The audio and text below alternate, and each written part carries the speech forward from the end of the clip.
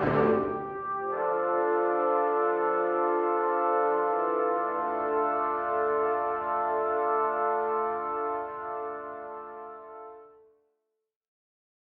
once-in-a-lifetime opportunity for everyone who participates. Speaking for myself and the entire Disney organization, we're ready to go right now. Wasn't that a dream? Doesn't that stagger you? Our corporation is dedicated to making Walt Disney's dream a reality, but it cannot be done without the help of you people here in Florida. We must have a... This is Roy Disney. On February 2nd, 1967, he is speaking to an audience of over 900 people in Winter Park, Florida. This group of business leaders, politicians, and members of the press had just sat through the first public screening of what would become known as the Epcot film. This 25-minute film was the final notable on-screen appearance of Walter Elias Disney. Walt had passed less than 2 months before the first screening of the film, on December 15, 1966, at the age of 65. The project that he was proposing in the Epcot film was his most ambitious dream. It was the culmination of his life's work. 65 years of a man's life. That's a lot to try to get into a presentation. But it's not enough to listen to what Walt Disney said. It is important to understand who he was. What was the last thing that he planned? Maybe Epcot, his last project, would reveal something about him. The world was still mourning the loss of the storyteller, the loss of the character, the death of Uncle Walt. All they saw was a big American, one of the biggest. But how was he any different than Ford, or Hearst, or John Doe? He was as loved and as hated and as talked about as any person in his time. But when he came to die, he had something on his mind called Epcot. What does it mean? It deserves investigation. Epcot, its origins and its fate. Certainly, it must turn out to be a very simple thing.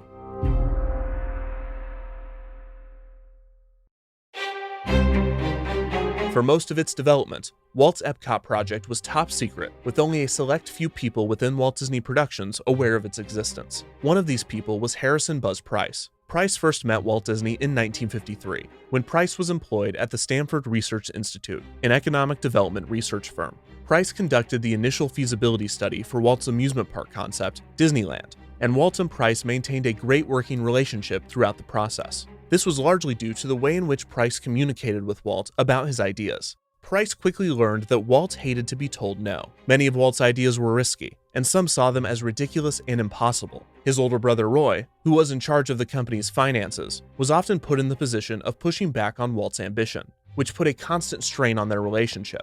Price knew to always say yes to Walt's ideas first before diving into the project's constraints. This simple yet ingenious strategy led to a partnership between the two that would last over a decade, and anytime Walt was considering a new construction project, he would call upon Price to do a feasibility study. In 1957, 2 years after Disneyland opened, Walt hired Price to do a study for a new project that he was calling the City of the Arts, or 7 Arts City. The City of the Arts would be a combination of a shopping district, an art school, and most interestingly, a planned community. The City of the Arts would be a functioning city of artists and art students, living, working, and showcasing their creations to visitors. It would feature restaurants, shops, and model homes. Price was tasked once again with determining a location, while Walt began planning his community of artists. Walt believed that one of his best abilities was to bring people, especially creative people, together. He often thought that he knew what was best for the people that worked for him, and that he had the answers to their problems. For instance, when Walt built his new animation studio in Burbank in 1939, he designed every aspect of the space to create a perfect creative environment. Walt even considered placing apartments at his Burbank studio for his animators to live in, because he believed that they would enjoy the convenience and that it would result in better work. This was an objectively terrible idea. Even without living on the lot, many of Walt's animators grew frustrated with Walt's philosophy and business practices, and his resistance to this criticism led to the infamous studio strike in 1941.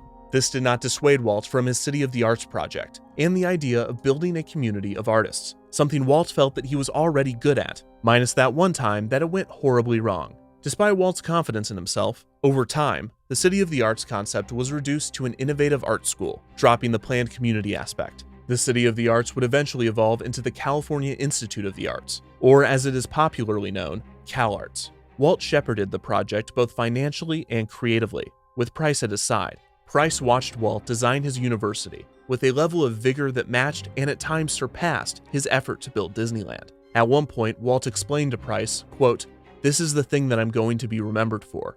It was clear to Price that even in 1958, at the age of 57, Walt had legacy on his mind. Death, however, was not. On one occasion, Price presented some statistics that Walt had not requested, related to mortality rates. Walt exploded on Price for bringing up the subject of death. Afterward, Imagineer Herb Ryman explained to Price, quote, "Death is not an acceptable topic." If Walt was ever satisfied with staking his legacy in Cal Arts, the feeling was fleeting. As the 1950s came to a close, Walt was conflicted with the public image that he had created. He was the great storyteller, the great distractor, but Walt was not content with this. His personal heroes were titans of industry, such as Henry Ford. He wanted to be remembered in a similar vein, as a contributor to the great American society. He wanted to do something that would change people's everyday lives, more than a cartoon, more than an amusement park, and even more than a university. Walt wanted to do something incredible, and as always, he had just the idea. He wanted to build a city, a planned community to be located in Florida, Palm Beach, Florida. In 1959, Walt was pursuing NBC to take over the distribution of his television show. NBC was eager to distribute Walt's hit show, but they were interested in even more. NBC and their parent company, RCA, wanted an agreement closer to Walt's original deal with ABC, in which Walt created a show for the network in exchange for financing for the construction of Disneyland. NBC and RCA wanted to build a second Disneyland on the East Coast, near New York City. Walt was interested, and he hired Price to do a study on the area. Price's report was not stellar.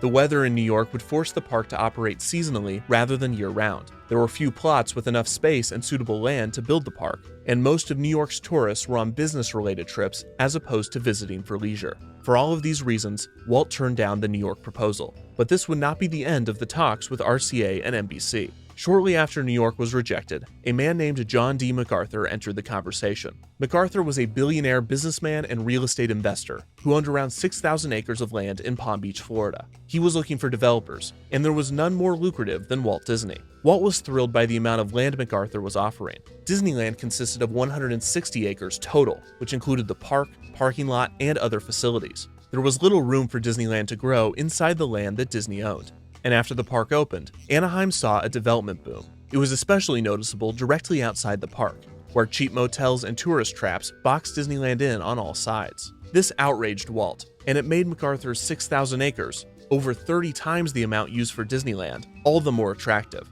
Of course, 6,000 acres was far too much for just a theme park, which allowed Walt to dream bigger than he ever had before. Walt began to outline his plans. He would use 400 acres of the land for a new theme park and resort space, and the rest would be used for a new planned community, or as Walt called it, a city of tomorrow. This would solve the Anaheim problem by surrounding the new theme park and resort with a development of his own design. It would also address another, more broad, frustration of Walt's.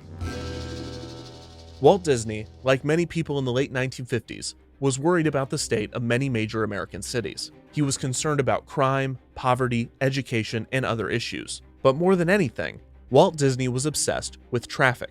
Throughout his life, Walt had seen the automobile go from a futuristic technology to a constant nuisance. Cars had flooded American cities, and the pedestrian had become secondary to the automobile. Attempts to mitigate traffic within major cities had not worked, and Walt wondered how the problem might be eliminated should a city be built from scratch with the automobile in mind. Another consideration was the effects of white flight on cities, in which middle and upper class white populations moved en masse out of the city and into suburbs, often to escape integration and the civil rights movements of the era. This diverted vital resources out of inner-city communities, leaving them in a state of disarray. The problems that cities faced were in the forefront of many Americans' minds, and it would soon consume the mind of Walt, who took to the idea of developing his own community. Despite having no urban planning experience, he once again believed that he was the best person for the job, and he was not alone in this belief. Many prominent urban designers had been pointing to Disneyland's radial design, with its hub-and-spoke layout, as a brilliant piece of urban planning. Walt's popularity and influence among the public was also seen as a major advantage, one that had often led people to encourage him to run for some sort of office. Futurist author Ray Bradbury, a friend of Walt's, once suggested that he run for mayor of Los Angeles because he believed that only Walt could solve the city's traffic issues. Walt responded, quote, "Why would I run for mayor when I am already king?" It was a joke, but not entirely untrue. Walt was used to having control, something he would not have in the political sphere. If he wanted to solve the problems of the urban environment, it needed to be a private venture. Palm Beach presented this opportunity. Walt planned for a city that would use state-of-the-art technology and groundbreaking urban design techniques. It was at this point that he began referring to the project as Epcot, an acronym for Experimental Prototype Community of Tomorrow. Price was once again asked to do a feasibility study as initial plans were drafted. One study proposed the use of 12,000 acres to accommodate 65,000 residents. It would include 23 schools, 21 churches, 15 playgrounds, 2 parks, 2 golf courses, and 3 waterfront hotels. Price's studies were extensive, doing the lion's share of the work in determining what a city of this size would need to function properly. More importantly, through these studies, Price concluded that an East Coast entertainment complex would not compete with Disneyland. In fact, 2/3 of the US population lived east of the Mississippi, but they accounted for less than 10% of Disneyland's guests. The East Coast was an untapped market, and Price's study showed the promise of such a venture. Despite the heavy research and positive conclusions, the Palm Beach project quickly fell apart, reportedly due to Roy Disney clashing with MacArthur. Unsurprisingly, the ambitious City of Tomorrow proposal for Palm Beach concerned Roy, and the deal fell through. But now Walt wanted to build a city, and there was nothing that could stop the idea from growing in his mind. By 1960, with the Palm Beach plans abandoned, Walt was beginning the early stages of work on pavilions for the 1964 New York World's Fair, another major step toward Epcot. While the East was an untapped market, it was unclear if the population was open to being tapped by Walt Disney. Plus, Disney was building pavilions for major corporations like General Electric and Ford, and he believed that these type of corporate partnerships would be the only way for a project as big as Epcot to work. Walt hoped that major American companies would help construct Epcot, set up a facility within the city, and employ the city's residents. The fair also gave him the chance to work with the man that was considered the most influential city planner in the world at the time, the fair's president, Robert Moses. When Walt showed Moses his early plans for Epcot, Moses was amazed. He believed that Walt's plans would lead to the first accident-free, noise-free, and pollution-free city. This was ironic, as Moses' approach to city planning was the opposite of Walt's. Moses had focused on adding more and more expressways and highways to the densely populated New York City, creating many of the problems Walt was trying to rectify with Epcot. Walt would not have to worry about Moses, though, as New York had already been crossed off of the list of potential locations. By 1963, Walt was deep in production on the World's Fair pavilions, but he was making time to search for a location for Epcot. Walt had Price study numerous potential venues: Washington, D.C., Colorado, Baltimore, and New Jersey, among others. Price was also busy studying a spot for a ski resort in the Sequoia National Forest in California, and Walt was in talks to construct an indoor theme park in St. Louis. Walt was adding projects at a rate faster than ever before. He mentioned to Price that all of their projects would, quote, keep the organization busy for 40 years. Longevity bred legacy, and legacy was on his mind.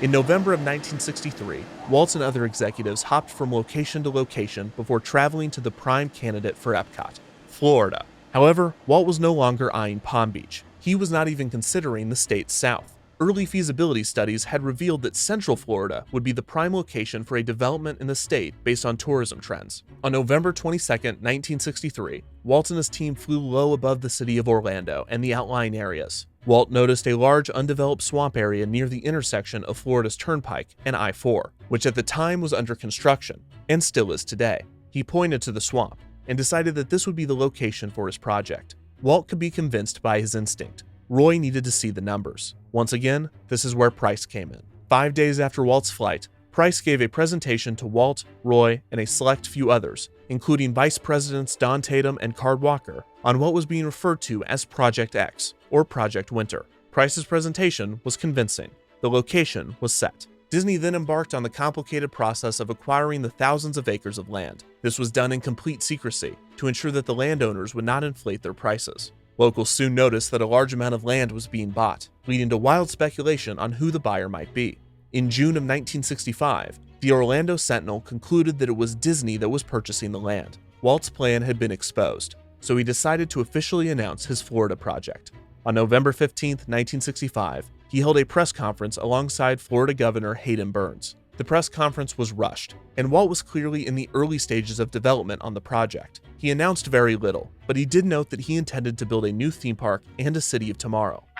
I'd love to be a part of building a model community as a city of tomorrow, as you might say. I'm not against the automobile, but I just feel that the automobile has moved into communities too much, and I feel that you can design so that the automobile is there, but still put people back as pedestrians again, you see. Walt mentioned he was considering two communities, one to be named Yesterday, a nostalgic town, and another to be named Tomorrow, which would be his city of the future. This concept was rarely mentioned again, and Walt explained it almost as if it were a joke. You might come one time and they stay in tomorrow, and their friends will say, "But have you stayed in yesterday?" Then they'll have to come back. With the land acquired and the project announced, it was finally time for Walt to outline his city street by street. Another key figure in the Florida project, and arguably the one man besides Walt that was closest to Epcot, was Marvin Davis. Davis had worked at 20th Century Fox for over a decade before being recruited to Walt's amusement design firm, WED Enterprises, in 1953. Davis was given the immense task of master planning Disneyland alongside Walt. Together, the two pioneered the single gate concept, as well as the hub and spoke layout of the park. Over a decade later, Walt was calling on Davis once again, this time to help him with his master plan for his Florida project. Similar to Price, Davis learned how to work with Walt. Walt more or less knew what he wanted, but he did not have the artistic or architectural experience necessary to illustrate it. Davis had this expertise, so his role was to take the ideas that were in Walt's head and put them on paper. The first master plan for the Florida project was drawn in 1965, crudely by Walt himself on a piece of tissue paper. The plan had dropped the tomorrow and yesterday concept, instead only showcasing one large planned community in the center of the development, with a theme park resort area to the north and an airport and entrance center to the south. A monorail line ran through the entire complex, and it was to be similar to the one that had been entertaining guests at Disneyland since 1959. The project as a whole was now being referred to as Disney World. A whole new Disney World. Walt continued to sketch plan after plan, sometimes handing them to Davis when he was done, other times throwing them into the trash, forcing Davis to rush to the bin to view Walt's progress. Walt took in many inspirations for his designs. He was fascinated by Stockholm, Sweden's satellite towns, which were planned developments with a high-density center surrounded by a low-density belt, with a central rail line running through it. Walt also read books from prominent city planners, such as Victor Gruen's The Heart of Our Cities and Ada Louise Huxtable's article, Out of a Fair, the latter of which studied the proposed plan for a World's Fair in Washington with a unique design. Walt read Garden Cities of Tomorrow by Ebenezer Howard, and it was believed that Walt was influenced by the Chicago architect Daniel Burnham, who had famously designed the 1893 Columbian Exposition in Chicago and sparked the City Beautiful movement, which emphasized the importance of the visual nature of a city along with its practical functions. Walt was also heavily influenced by the World's Fairs that he had visited and contributed to, taking notes not only from their architecture and layout, but their attractions and accommodations as well. Throughout 1965 and early 1966, Walt, Davis, and a few other Imagineers worked to create the preliminary plans for Walt's experimental city. A special room was set aside at WED Enterprises in Glendale, with a 16-foot ceiling. Davis plastered his massive renderings like wallpaper throughout the room. The plans that the small team drafted for Epcot throughout 1966 were not concrete, and Walt expected many aspects of the designs to change. But what was planned, drafted, and mocked up were certainly the most bold, stunning, and unbelievable ideas that Walt had ever dreamed.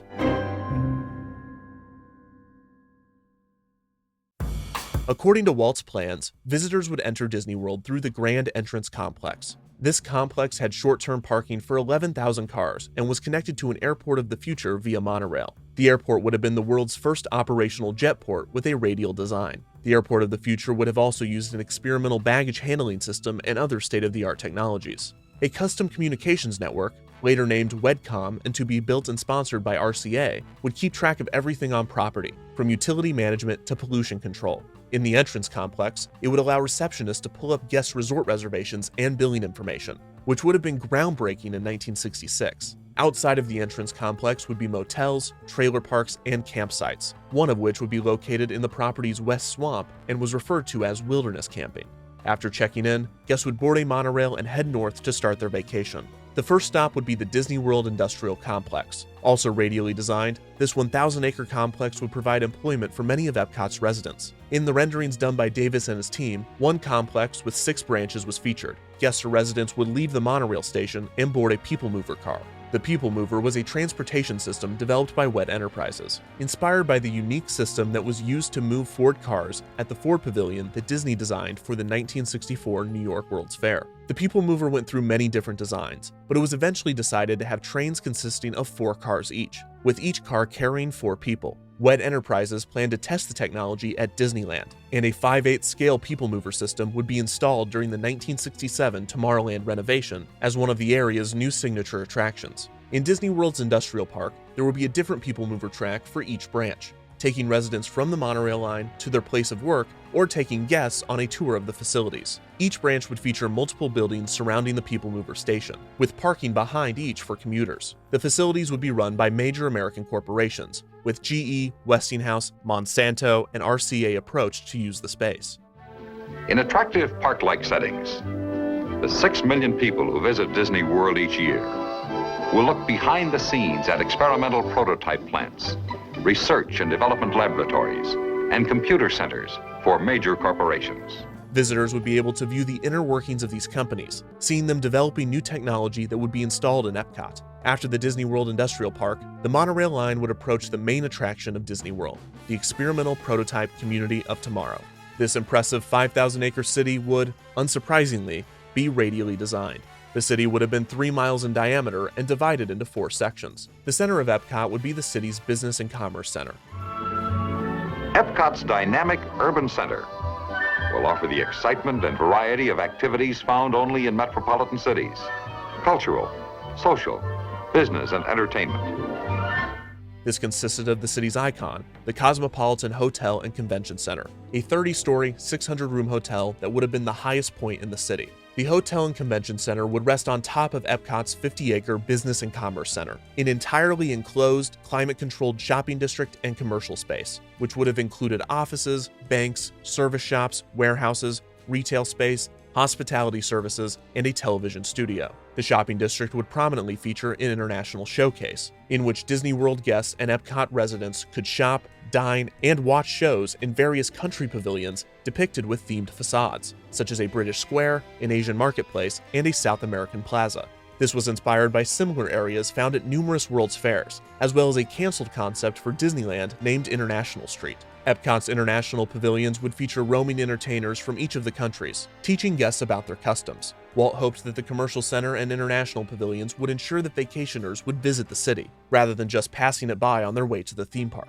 Going even further, Walt floated the idea of placing an indoor theme park in Epcot's center. Skylights would be placed on the roof of the enclosed district to allow for natural light. On top of the structure, a 7-acre recreation deck would feature outdoor activities, primarily for hotel guests. There would also be additional towers for commercial use, mainly for corporate sponsors to use as offices. At the center of the structure, immediately below the hotel, would have been Epcot's transportation lobby. Not only was Epcot to be separated into 4 sections, but its transportation would be split between multiple layers. Let's look at another view of Epcot's transportation hub and see how traffic flows through the heart of the city on 3 separate levels. At the bottom of the stack is the truck route, reserved for supply vehicles. The middle level is the automobile throughway, exclusively for cars. Adjacent to the roadway are parking areas for the convenience of hotel guests. A key feature of Epcot would be its lack of stoplights, which Walt believed were a major cause of traffic. The parking below the city was reserved for hotel guests and apartment residents, but it would have been made prohibitively expensive to encourage residents not to own cars. One idea was to have an extensive electric car rental service for residents wanting to leave on the weekends. Pedestrians would roam above the automobile layer. Above pedestrians, people movers and monorails would zip by. The transportation lobby was the central hub for all of these modes of transportation. Immediately outside of the central shopping district were high-density apartments, as well as other non-retail buildings such as administration, fire stations, post offices, sports stadiums, libraries, and hospitals. The hospitals would have tapped into WEDCOM, which would have easily stored and quickly distributed medical research and patient data. There was also to be a center of the arts, borrowing concept from Walt's City of the Arts. After high-density housing was Epcot's Greenbelt, which would have featured parks and playgrounds, as well as the city's churches and schools. Walt had ambitious plans for Epcot's education. He wanted to reimagine the school curriculum, replacing lectures and tests with a game-like learning environment. I'd love to be a part of building up a school of tomorrow with the teaching aids, with what I feel we could contribute, which we have been doing in a way, but this might become a pilot operation for teaching aids that would go out across the country and across the world. Children would take courses on a computer, which would tap into WEDCOM's network, allowing them to take classes from nearby colleges remotely. There would have also been a closed-circuit television that would have allowed corporations to teach classes from the industrial park. The Greenbelt would also feature 2 large auto dealerships and service areas. Finally, the Greenbelt would boast a teen center, a feature that Walt was personally passionate about. Teenage crime was a major problem in cities, and Walt felt that the best way to control the wayward, rebellious youth was to give them their own dedicated, supervised space. Davis recalled that, quote, Walt had great hopes of using this community as a model form of treating the teenage problem, and his idea was to devise a system by which youths would judge their peers, monitoring their behavior, because the teens of the 60s loved nothing more than hanging out with a bunch of narcs in a building designed by a 60-year-old man.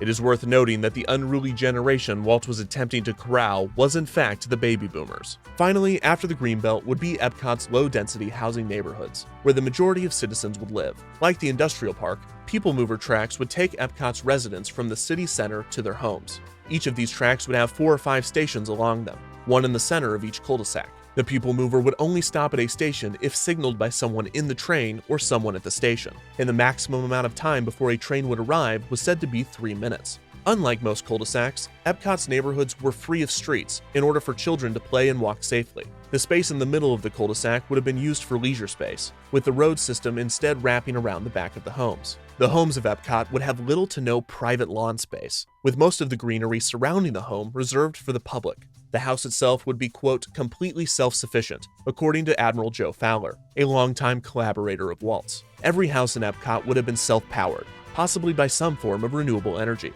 Much of the house would have been automated, similar to the Monsanto House of the Future that was constructed for Disneyland's Tomorrowland.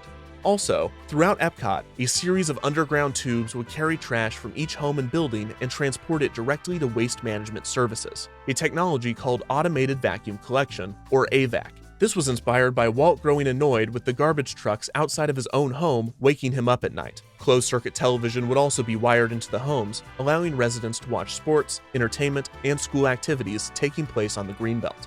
The key component of Epcot was Walt's requirement that every resident have a job. Walt said, quote, there will be no retirees, because everyone must be employed according to their ability. One of our requirements is that people who live in Epcot must keep it alive. Everyone who lives here will have a responsibility to keep this community an exciting living blueprint of the future. Sometimes a second satellite community of Epcot was depicted in the background of concept art or to the east on master plans. At one point, Walt was considering this second community to be a place for Epcot's residents to live once they had retired. The final section of Disney World was, of course, the theme parks and resorts. On most master plans, the new park was represented by a map that looked nearly identical to that of Disneyland. Bay Lake, a natural lake near the proposed theme park, would have been extended with a man-made portion that would have surrounded the city. Other features of the theme park resort were an ice rink and a roller rink, and multiple golf courses. Walt viewed the theme park as a necessity to get funding for the project and to get vacationers into the complex. But his passion for the second theme park only went as far as it could help the development of Epcot. When pressed about making plans for the new theme park, Walt reportedly said, quote, I want to do Epcot. The plans for Disney World and Epcot were staggering. As the team came up with more and more ideas, the budget was significantly increased. It was estimated that the theme park resort to the north would cost $100 million, and the rest of Disney World would cost $520 million, with just the city of Epcot costing around $75 million. Walt planned for Epcot to have 20,000 residents, but he eventually wanted to grow the city to as many as 100,000 residents. It was also projected that Disney World would see 6 million vacationers per year. Walt, Davis, and the rest of the Epcot team continued research throughout 1966, with Walt constantly coming up with new ideas for the city. Sometimes the radial plan was perfect and rigid. Other times it was depicted as a natural spiral, like a flower. On a factory tour with Davis, Walt saw a photoelectric sensor used to assist blind people. This gave Walt an idea, telling Davis, quote, we'll have one little village that will have an underground trolley like they have in France. We won't have a motorman, except one of those devices. This device will detect somebody in front, and it will either slow down or stop the trolley. Walt was obsessed, and his team was inspired. Davis said, quote, I spent weeks and weeks developing this plan that I thought was damn good. And maybe it was. Maybe Epcot was possible.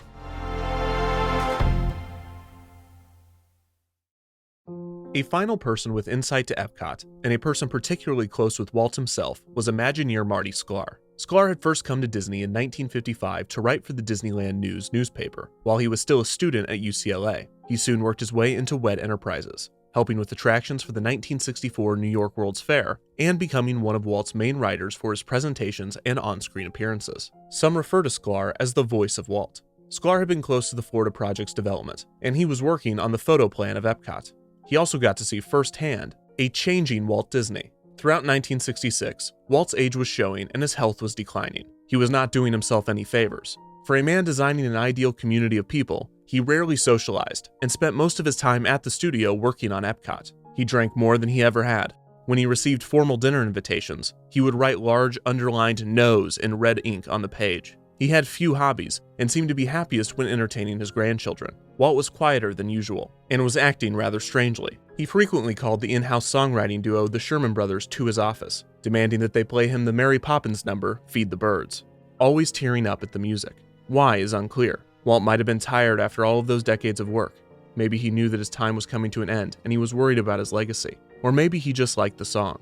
No matter, the Sherman Brothers sang, and Walt listened, staring out of his office window. The time spent drinking, or playing with his grandkids, or just thinking off into space were the breaks from a life otherwise dedicated to a single project, Epcot. Sklar noted that Disney's mind was further from the studio and Disneyland than it had ever been. Sklar said, quote, he'd already done everything he wanted to do in storytelling and creating motion picture entertainment in Disneyland. In the spring of 1966, Walt was in good spirits, traveling throughout the country meeting with companies to sponsor Epcot. Walt and his team met with nearly 100 major American corporations, most of which were interested in sponsoring the project. Walt also viewed interesting concepts that major cities were implementing, such as an interesting garbage recycling project in Tampa and new shopping malls in New York and Pennsylvania. But as the plans progressed, and spring gave way to summer, and then summer gave way to fall, ideation was turning into desperation. Buzz Price described Epcot as a project created, quote, in the last stages of a man's life, in a hurry to do what he said he wanted to do, which is to leave 25 years of work for his organization. And that organization had concerns with Walt's proposal. Most pressing was Walt's insistence that he have complete control over the city. The team had been able to create the Reedy Creek Drainage District, a special district that gave Disney more powers to govern their land. And the team was courting the Florida legislature to create the Reedy Creek Improvement District, which would give Disney autonomy from nearly all local and county oversight. The efforts to establish autonomy from the various levels of government was only half of the battle. The other half was avoiding Epcot residents from self-governing. Walt wanted Epcot to have permanent residents. However, his attorneys pushed back on this idea, explaining that permanent residents would want to vote on matters related to the city and hold elected positions of power within Epcot. This was unacceptable. Walt felt that he knew what was best for his residents, and if they were able to vote, they could only make matters worse for his experimental community. Walt needed control, not just over Epcot, but the lives of his residents as well. The plans outlined for Epcot claimed that everything from appliances to light bulbs would be constantly refreshed with experimental technology, and it is implied that the residents would not have a choice as to whether or not they were testing out the products. Walt immediately shifted to the idea of having temporary rotating residents leasing property, with no one staying longer than 9 months. This would prevent Epcot from becoming a democracy. Instead, Walt's Epcot would be run not by the people or by the elite, but by Walt Disney alone. He knew what was best for his people. It was his community, first and foremost. The concerns raised by the attorneys prompted more discussion from within the team. Epcot was going to be both a functioning city and an attraction for the visitors of Disney World, a premise that brought up privacy concerns. Disney advisor Ray Watson pressed Walt on the issue, saying, quote, now you're not going to go out and get milk in your pajamas. You're going to have to dress up and put on a tie because these people that live there are now on exhibit. Watson continued, explaining, quote, you need to decide whether you are indeed building a community that is a natural community where people will come, raise their families, form their own city government, grow, and so forth. But if you're doing this as a place for an exhibit, then you need to separate that. On top of privacy concerns, the residents would lack basic freedoms, which some Imagineers saw as a non-starter for the project. Imagineer Carl Bongiorno said, quote, everyone knew that you couldn't have 25,000 people living in a community and constantly change, upgrade, move, innovate, go into people's homes, take out appliances, put new ones in, control everything about the project when you have a one-man, one-vote democracy. While the community in Epcot was under scrutiny, others doubted the prototype aspect, as companies were rarely interested in showing off products when they were in the development stage. Disney Imagineer John Hench brought up this concern. Hench recalled that Walt, quote, didn't understand how jealous people are of keeping it secret and not exposing it. And then there was the issue of the T in Epcot, tomorrow. Tomorrow was always fast approaching, and as proved by Disneyland's Tomorrowland, It was expensive to keep up with the future. Walt's goal was for Epcot to always be 25 years ahead of its time, a costly proposition, if possible at all. These were the voices of dissent within the Epcot team. Outside the collaborative bubble, opinions toward the project were much more cynical. Many people at the animation studio thought that the project was a terrible idea, possibly because it was distracting Walt from animation, but also maybe because it was just a terrible idea. Longtime friend of Walt, Ward Kimball, said, quote, "You can't experiment with people's lives." As with Palm Beach, Walt's brother Roy was wary of Epcot, and he was especially worried at its scale. But for many within the company and outside of it, Walt had earned the benefit of the doubt. No one believed that a feature-length animated film would be successful, and just as few thought Walt could pull off a project like Disneyland. By this point, everyone had learned their lesson. Do not underestimate Walt Disney. However, the proposition of Epcot was on an entirely different level. Epcot was unlike anything ever imagined, except it also wasn't. At its core, the idea of a company constructing and owning a town full of citizens whose residency was dependent on their employment was not new. In 1884, industrialist George Pullman created Pullman, a 4,000-acre town on the south side of Chicago. With over 1,000 homes and 12,000 residents, Pullman was initially a huge success, thanks to its innovative design and amenities.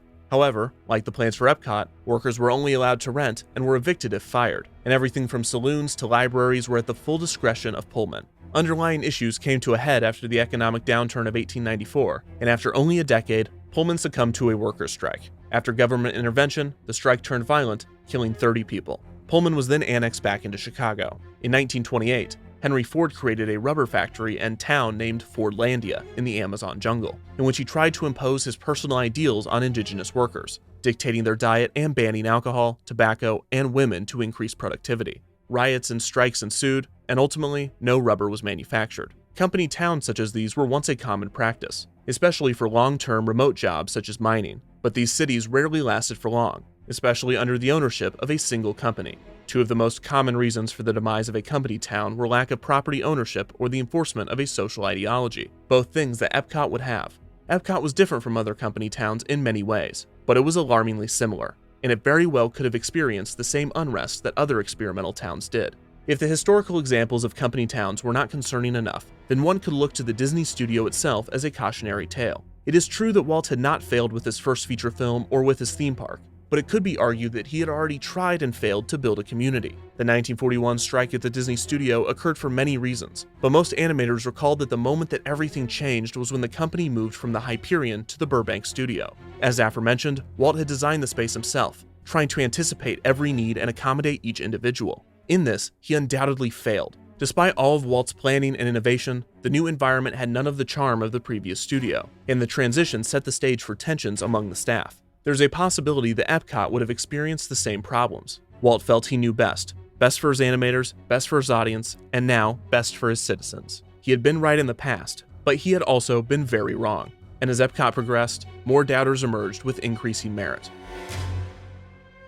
Walt briefly considered a merger with GE, wondering if Epcot might work better in the hands of a company in the urban design space. The merger could have also separated the project from its detractors at the studio, but ultimately nothing would come of these talks. Sklar described the plans for Epcot as, quote, Scene 1. Walt was just getting started. Who knew how it was going to end up? It is difficult to scrutinize plans that are clearly preliminary and make a value or efficacy judgment on them. Walt's 1966 plans for Epcot were surface level. He accounted for the citizens' convenience and nothing more. There were little to no plans to deal with any of the difficult or complex issues that cities faced, and in most cases, the solution would have likely been to expel them from the city. Walt said there would be, quote, no slum areas because we won't let them develop, which probably would have been true, as everyone needed to have a job, and if they didn't, they would have likely been evicted from the city. But this was not a scalable idea. In fact, Epcot as a whole would not have been replicable. The project was only viable because it was an attraction. The city's primary industry would have been tourism, so it needed to remain unique. Walt knew this, and he was not looking to build a perfect city that could be reproduced throughout the country, but rather an environment to test smaller ideas and technology. Davis said, quote, it was his philosophy not to build a city that would solve all the urban problems all over the world, but to give a chance to American industry to experiment and show to the world just how the problems of traffic and housing could be solved. Still, even if Epcot was not intended to be utopia, many wondered how Disney would deal with human behavior. What would happen when a sponsor moved or laid off their workforce? Would this result in mass evictions? How would Epcot deal with the repercussions of a serious crime, like murder? How would Disney handle racial integration and race relations? Any follow-up questions to the Epcot proposal did not have any answers. Despite the lack of depth and comprehensiveness, Walt was suddenly turning his attention from planning the city to announcing it. In the fall of 1966, Walt was racing to get as many of his Epcot ideas distributed as possible, with unprecedented speed and determination. Epcot would keep Disney alive. It would be his legacy. It had to be. Walt confided in one employee, quote, "Fancy being remembered around the world for the invention of a mouse." Walt Disney was more. The world needed to remember him as more. He was showing his feelings now more than ever. On one occasion, Walt pointed to a section of an Epcot map, saying, quote, "This is where the park bench will be, where Lily and I are going to sit at night and watch all the people. People that would be happy. People that would be a community. His community." In October of 1966, Walt approached Marvin Davis about constructing a model of the city, and he asked Sklar to write a film explaining Epcot. The film was to star Walt, who would explain the purpose, ideals, and concepts of the Florida project. There would be two films, both the same, barring their endings, in which Walt would address the audience directly, with one spiel being directed toward the Florida legislature, and the other being directed toward corporations. Walt shot the film on October 27, 1966. He donned the Uncle Walt persona that he had grown to dislike over the years, the persona he feared would consume his legacy. But despite it being a character, it was a character that could sell, and sell he did. And Epcot will always be a showcase to the world for the ingenuity and imagination of American free enterprise. Walt gave an overview of the Florida project, as well as the plans for Epcot. In the background, an instrumental of the Carousel of Progress's theme song, "There's a Great Big Beautiful Tomorrow," played. Sklar said that the film was, quote, "not just a sales job. Epcot was his blueprint, coming out of his head, a blueprint of what was on his mind." Before Walt introduced a narrated tour of the city concept, he stressed that these plans were still in their preliminary phases, and that they would change many times.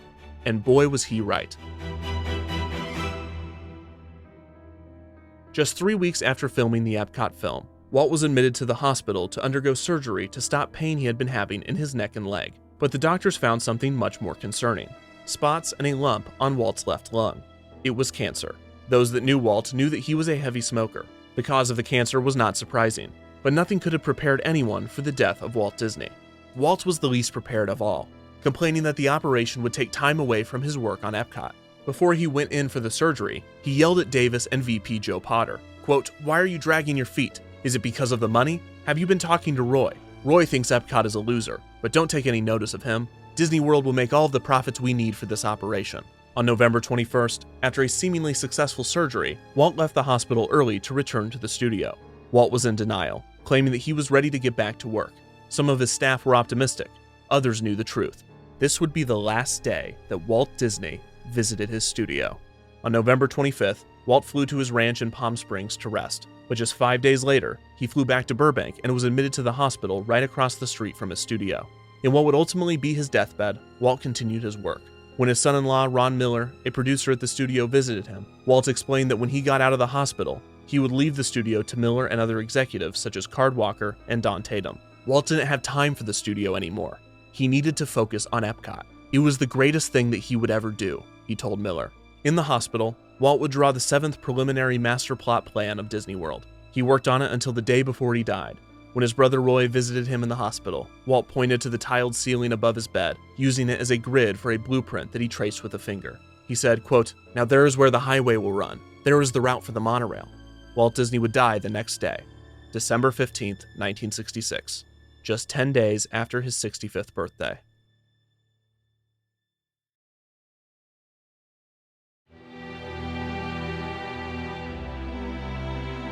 The world properly mourned the loss of the entertainment giant, and his company was left with a media empire and 27,000 acres of nothing but scenery and statutes. Davis approached Roy after Walt's passing, bringing with him the most recent plans for Walt's experimental city. After Davis presented Walt's final project, Roy simply said, quote, "Marvin, Walt's dead. He need not say anything more. Walt Disney Productions would not build a city, especially not without Walt Disney." Roy instead invested all of the resources into bringing part of his brother's dream to reality, the theme park and resort area. Roy presented the Epcot film for the first time on February 2nd, 1967, to a group of officials in Winter Park, Florida. The Epcot city concept remained in conversation over the years, and was especially helpful in obtaining favorable political agreements, such as the Reedy Creek Improvement District, and other powers that may not have been granted to a theme park resort alone. Roy would rename Disney World to Walt Disney World, to honor his brother. The resort opened with the Magic Kingdom theme park and 2 resort hotels. Epcot was nowhere to be found. However, elements were present, such as the utilidors, a tunnel system on top of which the park was built, and an AVAC garbage collection system similar to the one that Walt proposed. The map that Walt drew was the foundation for the resort's planning, and the Contemporary Hotel, one of 2 Disney World hotels that Davis would help design, would resemble many of the Epcot renderings, both aesthetically and with its signature feature, a monorail that passed through the structure. Walt Disney World Resort opened on October 1st, 1971. Roy would pass less than 3 months later, on December 20th, 1971. Walt Disney Productions was left in the hands of Walt's son-in-law, Ron Miller, executives Card Walker and Don Tatum, as well as the countless other artists that had worked on the company's projects. These would be the people left to grapple with what would become of Epcot. If it wasn't to be a city, what would it be? The company kept putting it off, placing it in a second phase category that was 10 or so years away. It was not until 1974 that Disney president Card Walker confirmed that Epcot was going to happen, although it would be far different than a city. And thus, Walt's dream, his final and most intense passion project, was officially dead.